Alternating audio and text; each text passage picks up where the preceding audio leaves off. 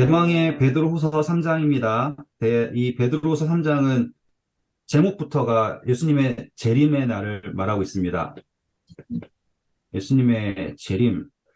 그런데 이제 이 재림에 대하여 설명할 때 3장 1절 봐보세요. 사랑하는 자들아, 내가 이제 둘째 편지를 너희에게 쓰노니 이 두 번째 편지로 너희의 무엇을 일깨운다 그러냐면 진실한 마음을 일깨워서 생각나게 한다라고 해요.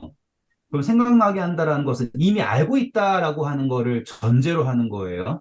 그러니까는 지금 제발 이상한 사람들, 거짓 선지자들의 말들을 듣고 그 예수님의 재림에 대하여서 새로운 이해를 가지려고 하지 말고 원래 주어졌던 것을 굳게 잡아라라고 얘기하는 거예요. 바울도 똑같이 얘기했었죠. 그러니까 이건 새로운 게 아니에요. 그러면서 2절, 3절 읽어주실까요? 곧 거룩한 선지자들이 예언한 말씀과 주 되신 구주께서 너희의 사도들로 말미암아 명하신 것을 기억하게 하려 하노라. 먼저 이것을 알지니 말세에 조롱하는 자들이 와서 자기의 정욕을 따라 행하며 조롱하여 이르되 주께서 강림하신다는 약속이 어디 있느냐.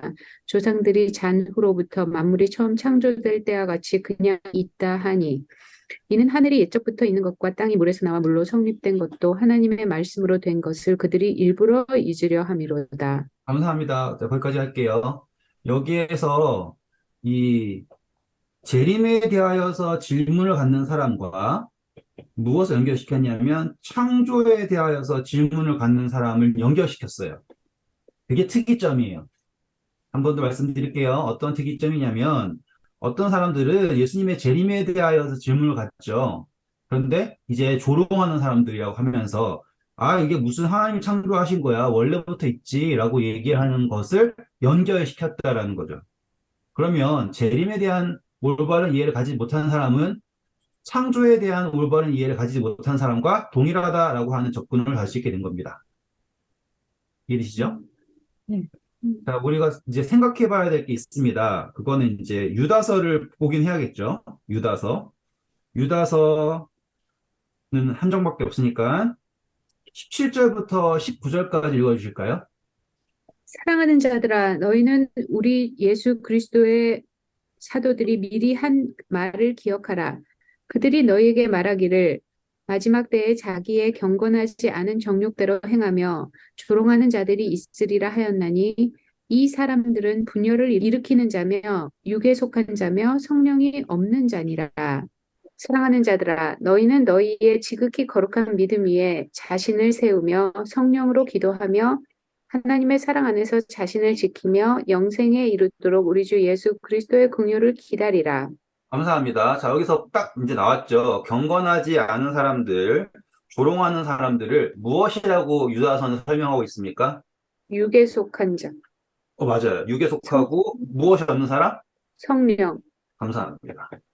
이제 이렇게 같은 단어들이 등장하는 성경절을 찾으면 그 정의를 알 수 있어요. 그러니까 베드로도 이 마지막 때에 재림에 대하여서 올바른 이해를 가지지 않고 창조에 대하여서 올바른 이해를 가지지 않은 사람들을 조롱하는 사람들이라고 정의를 했지만 그 사람들을 어떻게 이해할 수 있냐면 우리는 이제 육에 속해서 무엇이 없는 사람들이다? 성령이 없는 사람이에요. 그리고 유다서에서 그 사람들이 말을 할 때 무엇을 따라서 말을 한다 그랬어요? 정령. 그렇죠. 자기의 정욕을 따라 말한다 그랬죠. 네. 우리 베드로 어디 있습니까? 탐욕에 연단된 마음 기억나시나요? 네. 음. 네, 이 2장 3절도 그렇고 탐심으로 지어낸 말도 나오고 그렇죠? 네. 그리고 10절을 보면은 육체를 따라 더러운 정욕 이렇게 하면서 쭉 나오지 않습니까? 그리고 14절에 탐욕에 연단된 마음 이렇게 나오죠. 음. 그러면 지금 유다서랑 베드로 후서랑 같은 이해를 가지고 있는 거예요. 음. 그러면서 이 대립이 어떤 대립이냐? 화면 봐주세요. 지금 이 모든 것이 뭘 얘기하냐면 창조는 근원을 얘기하는 것이고 재림은 결과를 말하는 거죠. 맞죠? 그런데 그것을 사람들이 이 육으로서 자기의 이해로서 생각을 하는 거예요. 모든 걸 다. 그리고서는 그걸 뭐라고 얘기하냐면 우리가 지난 시간에 공부한 진리라고 얘기하는 거죠. 선택적 진실. 그걸 이제 자기들이 만든 진리라고 얘기하는 거예요. 그러면 이제 여기서 이제 구분점 만들게요. 이제 이 진리가 어디에 속한 진리인지가 중요한 거예요. 사람에게 속한 진리인지 아니면 하나님에게 속한 진리인지라고 하면 되겠죠. 그러면은 여기에서 우리가 뭘 알 수 있냐면 이 사람에게 속한 진리는 계속 뭘 하냐면 진리가 잠깐만, 진리로. 뭐 쓰고 계세요, 지금? 네, 안 나와요? 대림밖에 안 나왔어요. 응. 세상에. 잠시만요. 난 그래서 여기 보세요. 그러고선 자기 얼굴 보라는 건가. 죄송합니다. 이거 왜 이렇게 되는지 모르겠어요. 자, 그래서 진리가 있는데 진리라고 하는 게 이제 사람에게 속한 진리라는 게 있고요. 이거 선택적 진실을 말하는 거예요. 그리고 이제 하나님에게 속한 진리가 있어요, 이제. 구분점은 제가 지난 시간 설명드렸으니까 더 하지 않을게요. 그런데 이 사람에게 속한 진리는 스스로 진리일 수가 없어요. 그렇죠? 그래서 할 수 있는 게 뭐냐면 계속 비교합니다. 계속 비교해서 내가 저 사람들보다 낫기 때문에 내 것이 옳다라고 가는 거죠. 그러면 꼭 뭐가 똑같아요? 우리가 바리새인들이 기도할 때 하나님, 제가 저 세리와 같지 않음에 감사합니다.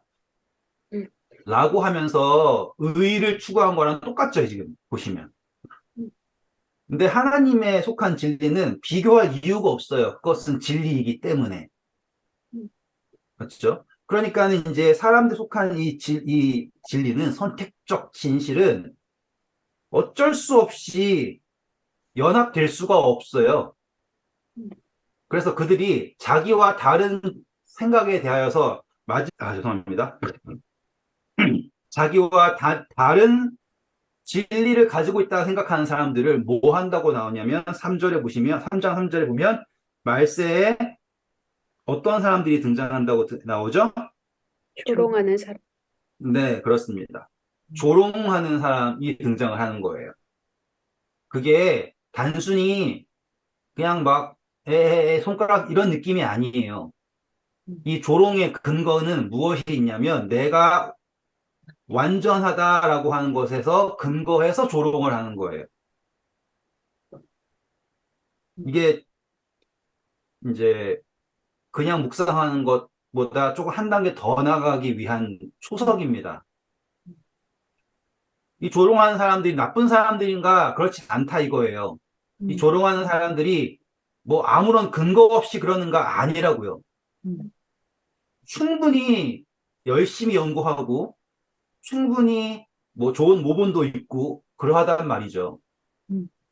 그냥 평범한 예로, 평범한 얘기가 아니라 쉬운 예로 유대인들이 세리와 창녀들을 대할 때 어떻게 대했냐 이거예요. 그들은 조롱했다고요. 그러니까 그들의 삶이 나빴냐가 중요한 게 아니라 그들이 어떻게 의를 추구했냐, 어떻게 진리를 추구했냐라고 했을 때 그 진리가 누구에게 있으니까 자신들에게 있으니까 다른 모든 것을 다 조롱의 대상으로 바라보게 된 거죠. 그런데 이제 아까 그 다음 절 보면 이 재밌는 거예요. 이제 재림에 대한 거를 설명을 하는데 3절 후반부에 보시면 조롱한 자들이 와서 자기의 정욕을 따라 행하며 조롱하여 이르되 4절 읽어주실까요? 주께서 강림하신다는 약속이 어디 있느냐? 조상들이 잔 후로부터 만물이 처음 창조될 때와 같이 그냥 있다 하니 이는 하늘이 예적부터 있는 것과 땅이 물에서 나와 물로 성립된 것도 하나님의 말씀으로 된 것을 그들이 일부러 잊으려 함이로다. 이로 말미암아 그때 세상은 물이 넘침으로 멸망하였으되 이제 하늘과 땅은 그 동일한 말씀으로 불사르기 위하여 보호하신 바 되어 경건하지 아니한 사람들의 심판과 멸망의 날까지 보존하여 두신 것이니라. 감사합니다. 지난 시간에 우리 천사들 기억나시죠? 2장 4절 하나님이 범죄한 천사들 용서하지 아니하시고 지옥에 던져 어두운 구덩이에 두어 심판 때까지 지키게 하셨으며 라고 했지 않습니까? 이 지옥이라는 단어를 우리는 이 세상이라고 정리했죠, 지난 시간에?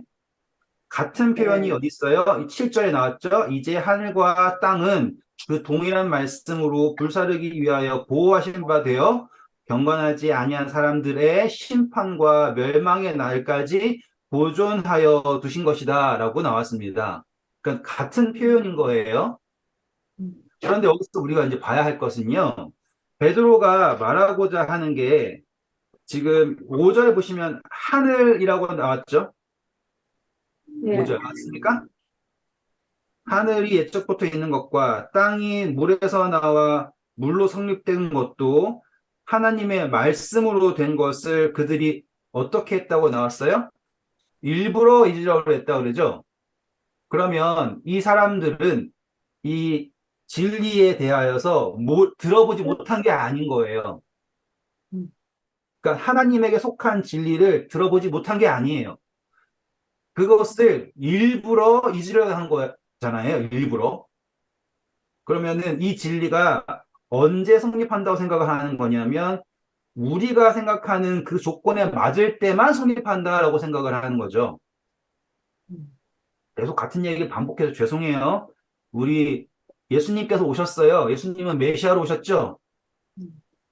분명 이적도 많이 행하시고 그래서 메시아가 올지라도 이보다 많은 이적을 행하겠냐라고 그런 말까지 나왔잖아요. 하지만 유대인들에게는 예수님 메시아일 수가 없었어요. 맞죠? 지금 같은 그림 보이시죠? 네. 그래서 그 모든 그 이적들을 죽은 사람도 살리시고 뭐 물 위를 걷고 뭐 오병이어로 뭐 몇천 명 먹이시고 한 모든 것들을 일부러 잊으려 한 거라는 것도 보이시나요? 그렇다라는 거는 지금 이 사람들은 말세에 등장하는, 다시 말하면 처음부터 있었어요. 이 등장하는 사람들의 구원을 위해서 하나님께서 하실 수 있는 게 있을까요? 없을까요? 없죠. 그렇죠. 그거예요. 예수님께서 그 당시 유대인들을 구원하기 위해서 하실 수 있는 모든 것을 하셨지만 그들이 거절했잖아요.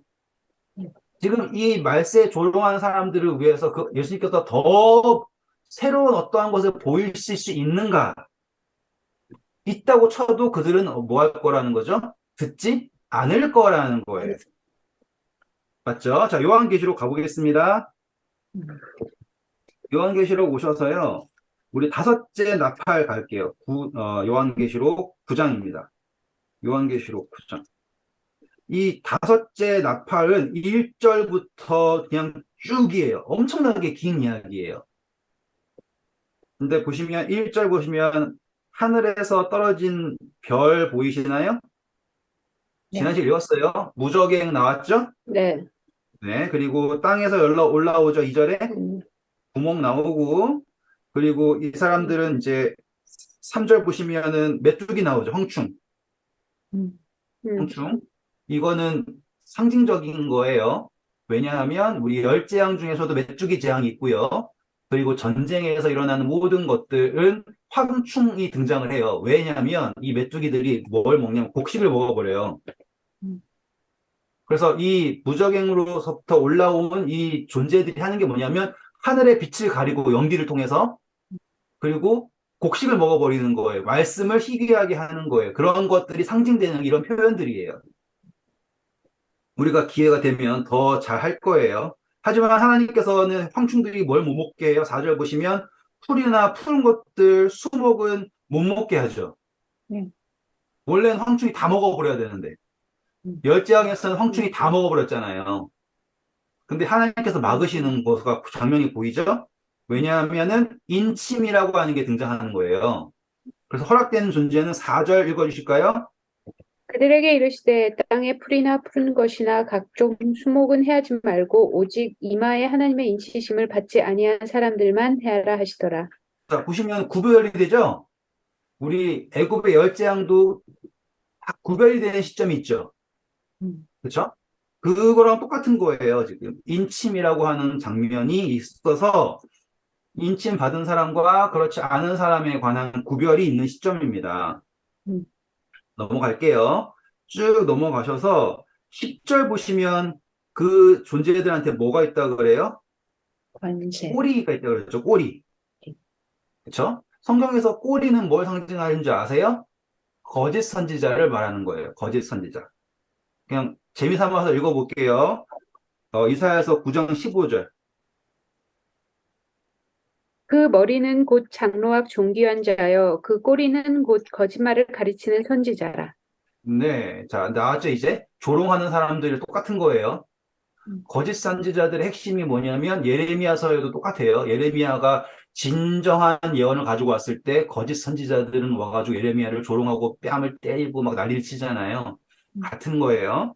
자, 그래서 이 메뚜기 같은 애들이 와가지고 하는 게 말씀을 희귀하게 하고 하늘의 빛을 가리고 이제 거짓말을 하고 이런 등등등등의 행위를 합니다. 자, 그런데 이 사람들한테, 이 존재들한테는 11절 보세요. 누가 있다 그래요? 그들에게 왕이 왕이 있다라고 하죠.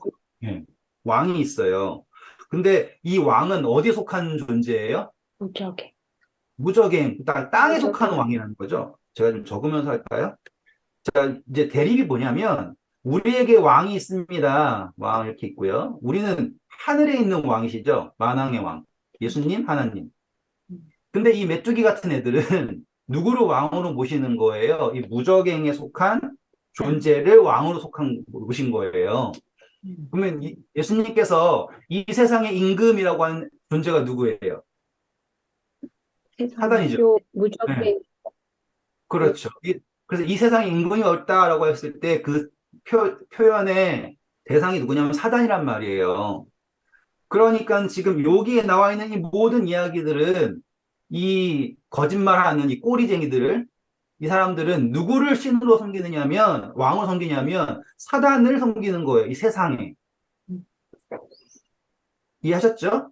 그럼 이 사람들에게는 어떠한 것도 효력이 없어요. 왜냐하면 모든 걸 다 차단을 하니까.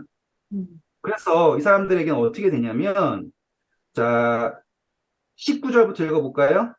이 말들의 힘은 입과 꼬리에 있으니 꼬리는 뱀 같고 또 꼬리에 머리가 있어 이것으로 해하더라.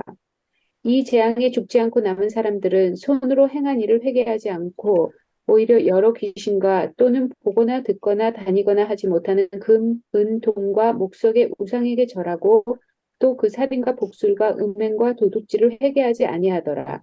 그렇죠. 자, 이 사람들에게는 아무리 하나님께서 다양한 방법으로 보이셔도 결과가 무엇이라고요? 회개하지 않아요.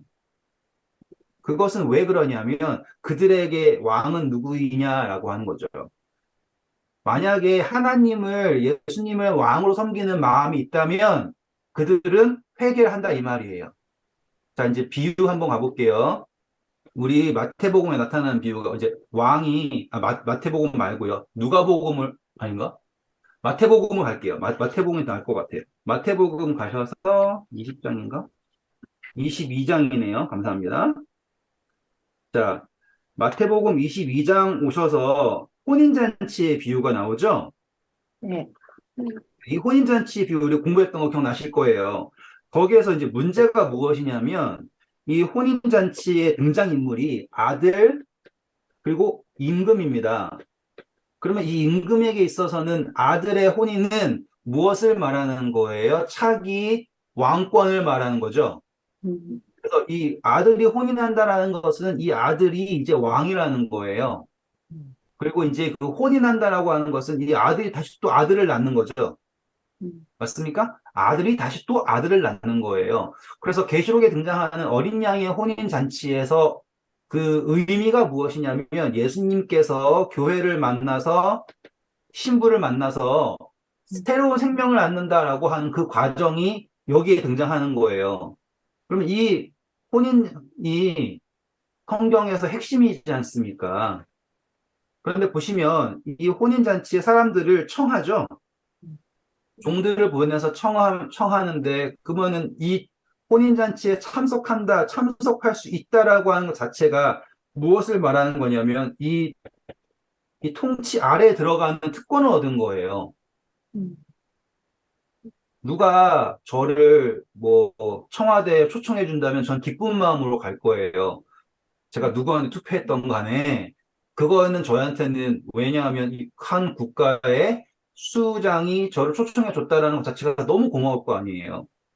왜 제가 누군가를 투표했던 것과 누구를 투표한 것과 관계없이 좋아하냐라고 한다면 저에게 있어서는 이 나라의 국민이라고 하는 것에 자긍심이 있는 거거든요. 그게 먼저이기 때문에 그걸 좋아하는 거예요.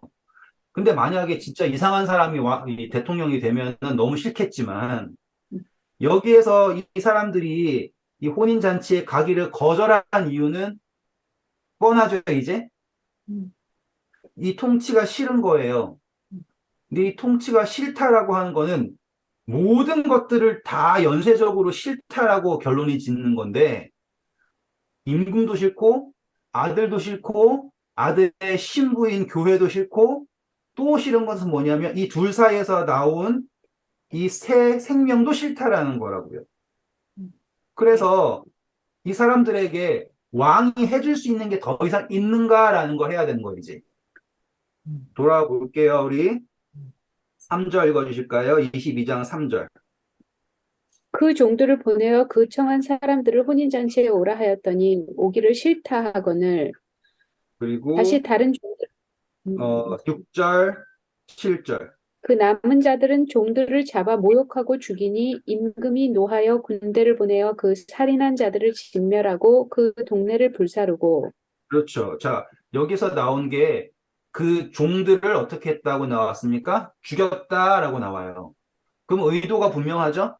반역이에요. 음, 그러니까 반역. 그럼 모든 것을 알고서 반역한 거죠.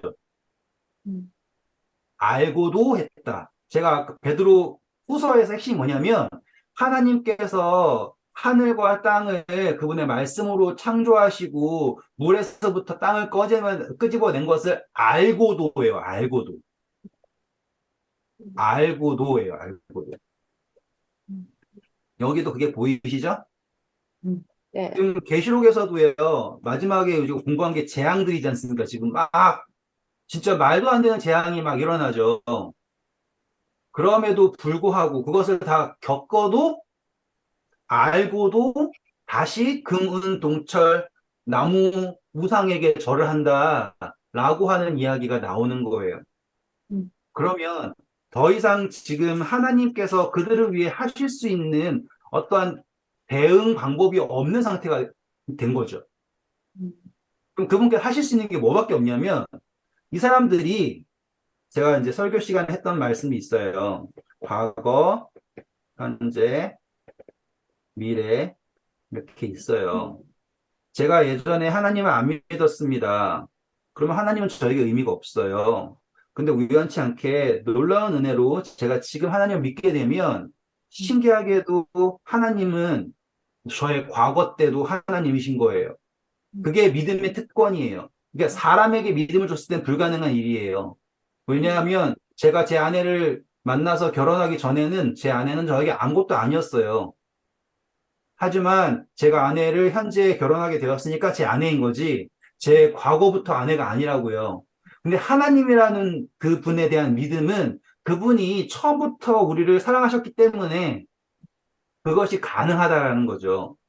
그래서 제가 지금 믿지 않아도 저에게 제 미래에 음, 하나님을 믿게 된다면 놀랍게도 그 믿음은 과거로부터 현재 그리고 앞으로의 영원까지 미치는 믿음이 되는 거고 그게 관계가 성립이 된단 말이에요.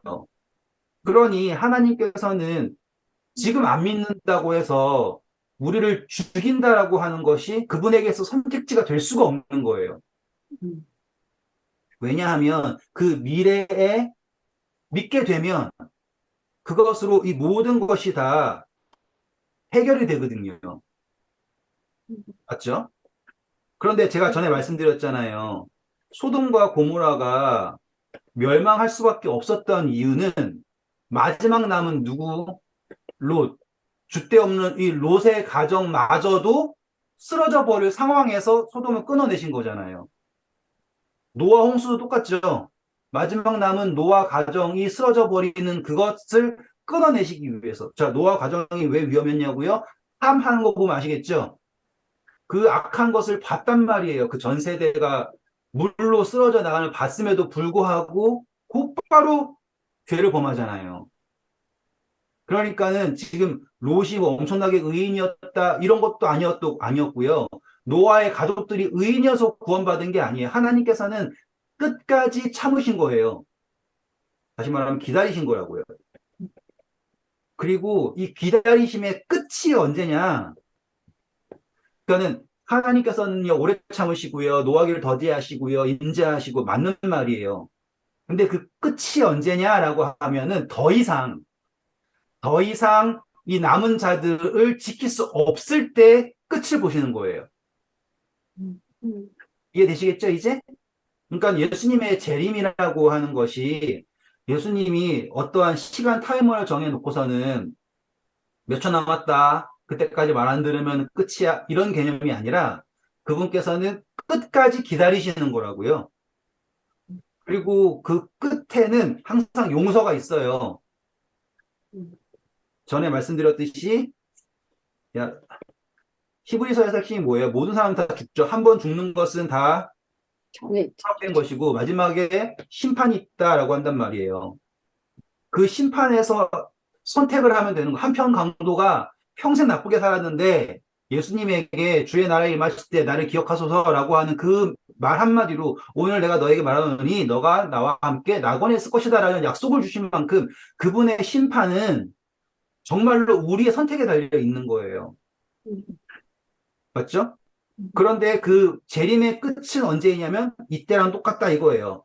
그래서 예수님께서 마지막 때를 뭐랑 비교하신 거예요? 소돔과 그리고 노아 때를 비교하신 거라고요. 음, 그리고 그때에 소돔 때도 사람들이 다 조롱했죠. 맞죠? 롯이 막 가자 그러니까는 농담을 여겼다라고 하잖아요. 노아 때도 사람들이 조롱한 거잖아요. 그쵸? 베드로 후서가 말하는 거예요. 그러면 지금 예수님의 재림 때도 똑같겠죠. 누군가는 재림을 전파할 거고요. 음, 누군가는 재림에 대한 이 복음을 전파할 거예요. 음, 또 누군가에게는 이것을 조롱하겠죠. 그러면은 이 둘 중에 어느 게 더 세질까요? 당연히 이 조롱이 세지겠죠. 음, 그리고 우리가 이 조롱이 이 재림을 삼키는 것을 보잖아요. 음, 가증한 것이 거룩한 것 위에 선다라고 하는 표현처럼 이 조롱이 이 복음 위에 서는 걸 보잖아요. 그러면 우리는 뭐 해야 되는 거예요? 눈을 들어서 하늘을 보는 거예요. 우리의 구원이 가까웠음을 본다고요. 음, 일단 복음이 약해서 복음이 틀려서 망한 거가 아니라고요. 재림의 때가 가까웠음을 아는 것은 이 조롱이 올라갈 때예요. 근데 조롱이 제가 말씀드렸듯이 음, 왜 계속 말씀드렸냐 하는 이유가 있어요. 연결을 시켜야 된다 이거예요. 연결을. 음, 이 조롱을 그냥 일반적으로 예수쟁이들, 뭐, 개독교, 이걸 말하는 게 아니에요. 이 조롱은 선택적 진실을 진리로 믿고서 말하는 조롱도 포함된다라는 거예요. 구원을 어떠한 남은 교파들이 먼저 받고 쟤네들은 받을지 안 받을지 모르고 이런 식으로 얘기하는 걸 조롱한다고 하는 거라고요. 음, 그러한 세력들이 막 커져 나가는 걸 보잖아요. 그러면 눈을 드시는 게 맞다 이거예요. 그래서 이 말세에 조롱한다라고 하는 개념을 지금 계시록이랑 다 연결시켜 보니까 지금 이 개념이 새로운 개념이 아니지만 뭐라고 해야 되냐면 성경 전체에서 계속 반복되고 있다라는 거를 보셔야지 되는 거예요. 그리고 하나님께서는 이것을 모르시지 않아요. 이 조롱하는 세력이 커진다라는 건 모르시지 않아요. 하지만 이 조롱하는 세력이 하나님의 백성들을 더 이상 지킬 수 없을 만큼 커졌을 때 그때가 재림이라는 거예요. 왜? 그때 예수님께서 어떻게 오실 거냐면 구원자로 오실 거라고요. 자, 예수님께서 왜 그때 구원자로 오시냐면 그때가 제일 이 조롱하는 사람들의 주장이 틀렸다라는 것을 분명하게 보이실 때가 바로 그때예요. 음, 그게 제일 중요한 거예요. 한 번만 더 할게요. 원희 집사님을 위해서예요. 그게 뭐지 생각할 텐데. 우리가 잘하고 있으면, 한글로 크게 다 적었어요. 잘하고 있으면 뭔가 내가 잘하고 있는 느낌이 들죠. 근데 완벽하게 적을게요. 완벽하게 잘하고 있을 수 있어요? 아니요. 불가능하죠. 그러니까 이 잘이라고 하는 범위가 되게 모호해요. 음, 그래서 어정쩡하게 잘하고 있으면 뭐 가르쳐 주기가 그래요. 음. 근데 완전히 잘못하고 있으면요? 그럼 가르쳐 주기가 이해할 수- 쉬워요, 오히려.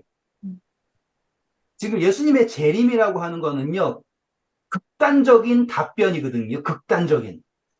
음, 절정의 끝, 그러니까 절정 중에 절정 중에 절정인 거예요.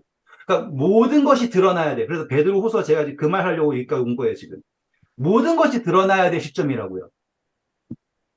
그러면 우리가 잘하고 있다고 해도 무엇이 드러날 거예요? 잘 못하고 있는 부분이 드러나겠죠.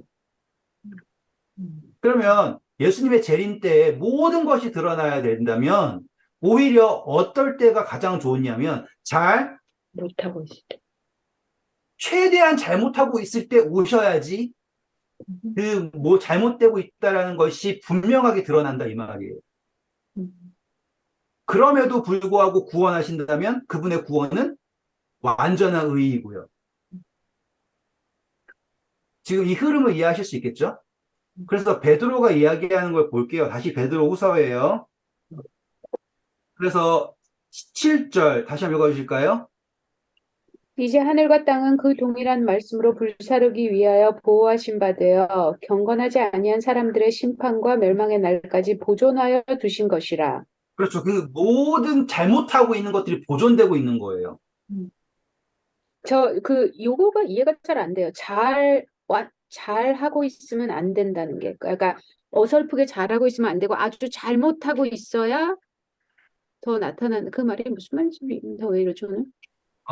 이거 헷갈릴 수 있어요, 집사님. 충분히 헷갈릴 수 있어요. 음, 이게 왜 헷갈리시냐면 우리가 음, 구원을 받을 때 항상 어떻게 생각하냐면 잘하고 있으면 구원받고 잘 못하고 있으면 구원 못 받는 생각하고 있죠. 이게 우리의 기본 세팅이에요. 그래서 문제예요. 그죠. 구원은 잘하고 있다고 받는 거예요. 잘못하고 있다고 못 받는 게 아니라 구원은 무엇으로 받는 거냐면 믿음이에요. 그죠. 믿음이라고요. 구원은 믿음이. 오로지 구원은 믿음. 음. 근데 무엇이 잘하고 있는지, 무엇이 잘 못하고 있는지에 대하여서는 완벽하게 알려줄 방법이 없어요. 이거는 그러니까 잘한다, 잘못한다는 행위에 대해서 아니면 믿음에 대해서. 믿음 말고 행위에 대해서. 행위에 대해서. 오케이. 예. 자, 그러면 포도원의 품꾼 비유가 바로 그거예요. 음, 그 약속을 했지 않습니까? 한 네. 데나리온이라고 하는 그 약속을 근거해서 그 언약이죠, 그게. 언약을 근거해서 주는 거잖아요. 음, 근데 그 일꾼들은 내가 잘했다, 잘못했다로 누구를 판단을 하는 거죠? 그 포도원 주인을 판단했잖아요. 그러니까 개념 자체가 완전히 다른 거예요. 그리고 보시면 포도원 품꾼 비유에서 주인이 약속한 걸 딱 줄 때가 언제예요? 가장 잘못한 사람들이 일하러 왔을 때죠.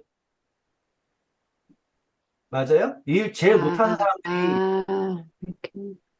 일을 하러 왔을 때 준단 말이에요. 그래서 나중 온 사람부터 준다. 아, 그러니까 주인이 그 품삯을 주는 게 언제냐면 가장 잘못하고 있는 사람들이 일을 하러 왔을 때 주신다고요.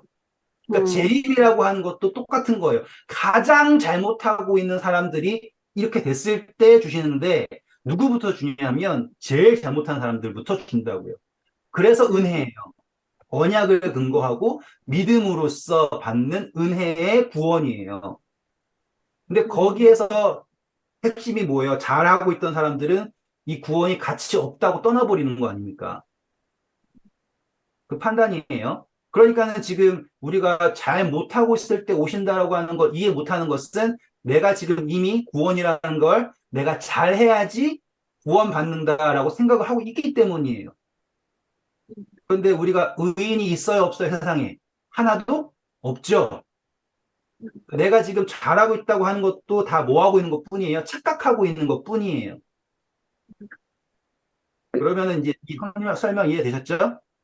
근데 성 교사님 그 잘하고 잘못하는 거에서 근데 often 그거를 믿음을 잘하고 잘못하는 걸로도 생각하잖아요. 그러니까, 나 믿음 잘하고 있나? 뭐 이런 거. 그러니까 행위로 잘못도 있겠지만, 내 스스로 판단하는 나의 믿음의 잘못도 있잖아요. 네, 맞아요. 그것도 지금 설명해 드릴 수 있어요. 일단은 집사님이 이제 믿음이라는 단어 다시 꺼냈으니까 그것도 설명해 드릴게요. 자, 우리 성경절에서 믿음과 결부시키지 못했다라고 하는 거 단어 아시죠? 음, 네, 어, 믿음과 결부시키지 못했다. 음, 음. 히브리서 4장 2절 읽어주세요. 히브리서 4장 2절. 그들과 같이 우리도 복음 전함을 받은 자이나 들은 바 그 말씀이 우리에게 유익하지 못한 것은 듣는 자가 믿음과 결부시키지 아니함이라. 감사합니다. 그래서 집사님 생각하고 있는 내가 잘못 믿었나 잘 못했나라고 하는 게 무엇 못한 거, 그러니까 행위를 어땠냐가 아니라 믿음과 결부시키는 것에 대한 시행착오들을 말하는 거예요. 시행착오들. 하나님께서는 그거를 잘했다, 못했다라고 하는 걸 판단할 이유가 없어요. 음, 그런데 우리는 지금 성장하고 있는 성장 과정이고, 제가 그걸 성장통이라고 했지 않습니까? 음, 네.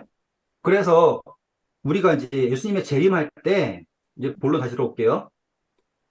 예수님께서 재림을 하실 때, 이 구원을 받을 때, 우리가 하나님 앞에 의인으로서 서 있는 게 아니에요.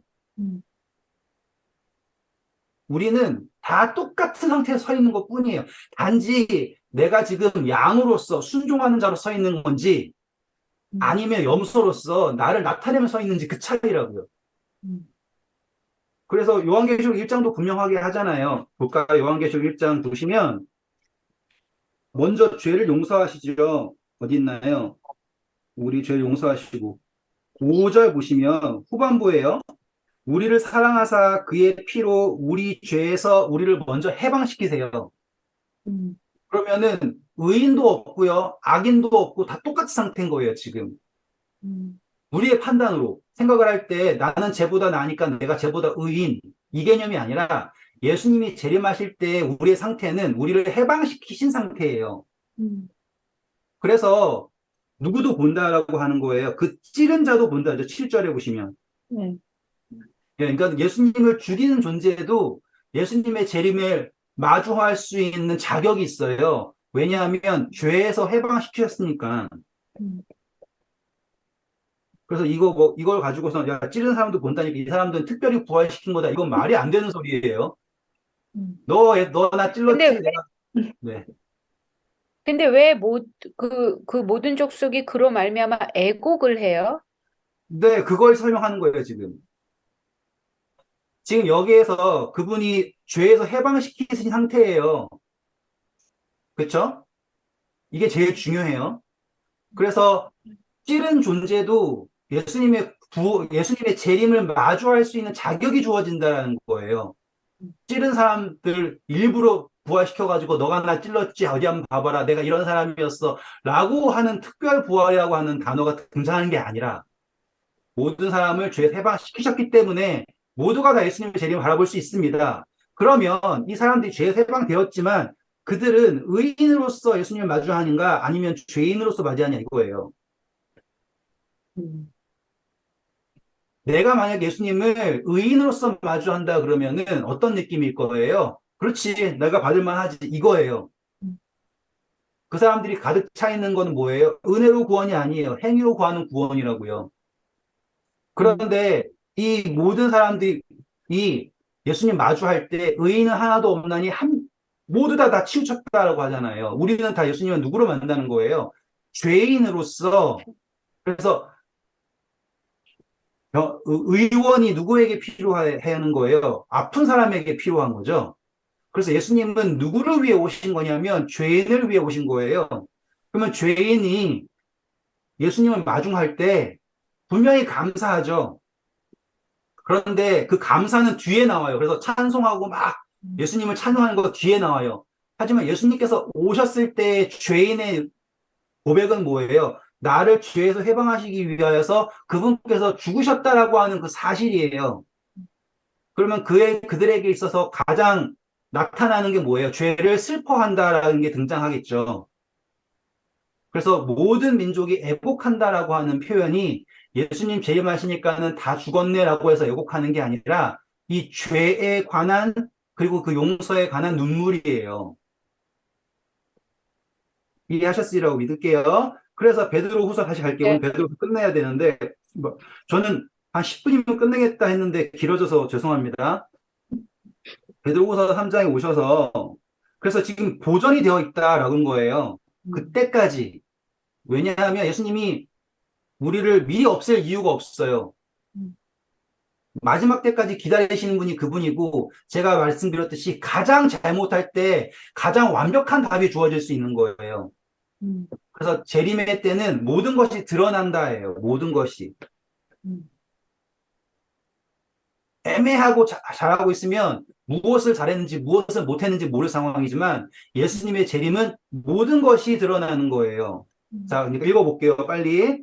우리 베드로후서 3장 8절부터 읽어줄까요? 사랑하는 자들아, 주께는 하루가 천년 같고 천년이 하루 같다는 이 한 가지를 잊지 마라. 이건 주의 시편 90편 약속, 4절에 있는 말씀이에요. 나중에 시간 날 읽어보세요. 이 이야기를 하는 것은 네. 무엇이냐면 베드로가 인지하고 있는 것은 예수님은 하나님이시죠. 그래서 예수님이 지금 막 지체하고 있다 그게 아니에요. 그분에게 있어서 시간이라고 하는 건 무의미하다예요. 의미가 없다. 그분의 목적은 무엇이냐면 우리를 구원하는 게 목적이지 시간이라고 하는 것에 이때 와야 된다, 저때 와야 된다 이런 개념으로 접근하면 안 된다. 하루가 천년 같다라는 거 은혜가 알지 않냐 이런 거죠. 대신 지금 그분께서 하신 게 뭐냐면 9절. 주의 약속은 어떤 이들이 더디다고 생각하는 것 같이 더딘 것이 아니라 오직 주께서는 너희를 대하여 오래 참으사 아무도 멸망하지 아니하고 다 회개하기에 이르기를 원하시느니라. 왜 공부한 건 똑같죠 지금? 계속 네. 뭐 하시는 거예요? 기다리심. 왜냐하면 과거, 현재, 미래, 영원 이 개념에서 우리가 믿게만 하면 선택만 하게 되면 그 전부가 다 믿음으로 채워지는 거잖아요. 그래서 그분께서는 오래 참으로 기다리시는 거다. 시간이라고 하는 것은 의미가 없다. 그분에게 핵심은 뭐예요? 구원이 목적이지 시간 제한이 목적이 아니다. 그래서 더딘 게 아니다. 그러나 10절. 그러나 주의 날이 도둑같이 오리니 그 날에는 하늘이 큰 소리로 떠나가고 물질이 뜨거운 불에 풀어지고 땅과 그 중에 있는 모든 일이 드러나리로다. 말 나왔죠? 드러난다.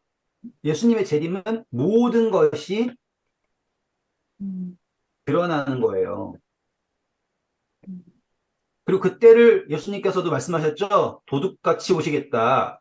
그때를 알려주는 게 아니에요. 그러니까 때가 목적이 아닌 거예요.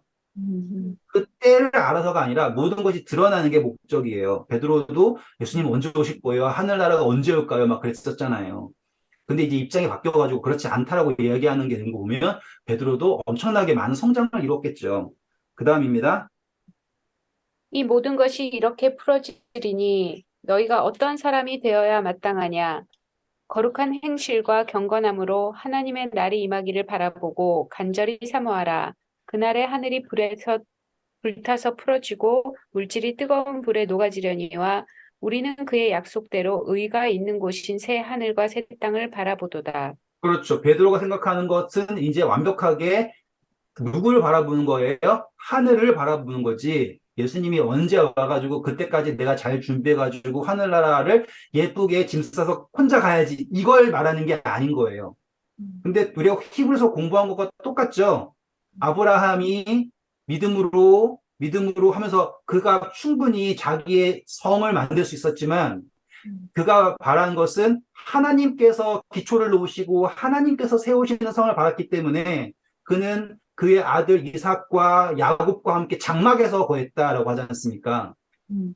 왜냐하면 그 예언의 성취는 언약의 성취는 누구를 통해서 이루어져야 되니까 하나님을 통해서 이루어져야 되니까. 그래서 지금 베드로 역시 똑같은 걸 얘기하는 거예요. 우리가 결국에 드러나야 되는데 그 드러날 때 누구를 드러나게 하길 원하냐? 너를 드러나게 하길 원하느냐? 아니면 너의 속에 살고 계신 하나님을 드러내길 원하는 거냐? 그렇다면 우리가 바라는 것은 그냥 결국 하나님의 나라를 바라는 것, 그것뿐이다라고 얘기하는 거죠. 그래서 새 하늘과 새 땅을 바라본다. 왜냐하면 거기에 뭐가 있어요? 약속대로 의가 있는 곳이기 때문에. 그래서 의라고 하는 것이 나에게 성취가 있는 것이 아니라 그 성취는 어디에 있는 거예요? 그 약속, 언약을 통해서 주어질 하늘에 있다라고 하는 게 베드로의 설명입니다. 14절부터 볼게요. 이제 다 끝나갑니다. 그러므로 사랑하는 자들아 너희가 이것을 바라보나니 주 앞에서 점도 없고 흠도 없이 평강 가운데서 나타나기를 힘쓰라. 자, 이거 또 보면서 완전주의자들은 여러분 죄 하나도 지면 안 됩니다. 이렇게 설명을 하죠. 근데 제일 중요한 게 뭐예요? 주 앞에서예요. 아시겠죠? 주 앞에서예요. 우리가 다른 사람들 앞에서 흠없으려고 노력한다고요. 베드로가 말하는 거는 하나님 앞에서를 말하는 거예요. 그게 칭의의 핵심이거든요. 그 다음입니다. 또 우리 주의 오래 참으심이 구원이 될 줄로 여기라. 우리가 사랑하는 형제 바울도 그 받은 지혜대로 너희에게 이같이 썼고, 감사합니다. 자, 오래 참으심이 구원이 된다, 맞죠? 네, 이제 이해되시죠? 네, 네. 이 오래 참으심이 구원이 근거다라고 하는 게 감사한 거잖아요. 그래서 바울도 같은 이해를 가지고 있다라고 얘기하고 있는 거고요. 그런데 사람들이 억지로 풀다가 데살로니가 전서 후서, 그쵸? 억지로 풀다가 그 다음 줄 읽어주세요. 또 그 모든 편지에도 이런 일에 관하여 말하였으되 그 중에 알기 어려운 것이 덜어 있으니 무식한 자들과 굳세지 못한 자들이 다른 성경과 같이 그것도 억지로 풀다가 스스로 멸망에 이르느니라. 네, 자 이제 다른 번역 보면 억지로 풀다라는 게 아니라 교묘하게 푼다라고 하는 단어가 있어요. 그건 뭘 얘기하는 거예요? 자기네들 마음대로 푸는 거죠. 그 신학적 그 모든 대쟁투는 다 바울 서신에서 나옵니다. 너무 신기하게도 이 교리가 갈리는 모든 거는 다 바울 서신에서 나와요. 참 신기하죠. 전쟁터가 바울 서신이에요. 바울은 의도하지 않았겠지만. 그런데 그 당시에도 이 바울의 편지를 교묘하게 해석해가지고는 이상한 소리 하는 사람들이 많았다라는 거예요. 그 다음입니다. 그러므로 사랑하는 자들아 너희가 이것을 미리 알았은즉 무법한 자들의 미혹에 이끌려 너희가 굳센 데서 떨어질까 삼가라. 오직 우리 주 곧 구주 예수 그리스도의 은혜와 그를 아는 지식에서 자라가라. 영광이 이제와 영원한 날까지 그에게 있을지어다. 이제 결론이 너무 멋있죠. 자, 그런 이야기들 가지고서는 다투고 뭐 하지 이유가 없이 뭐 해야 된다? 오직 예수 그리스도 안에서 자라나야 된다.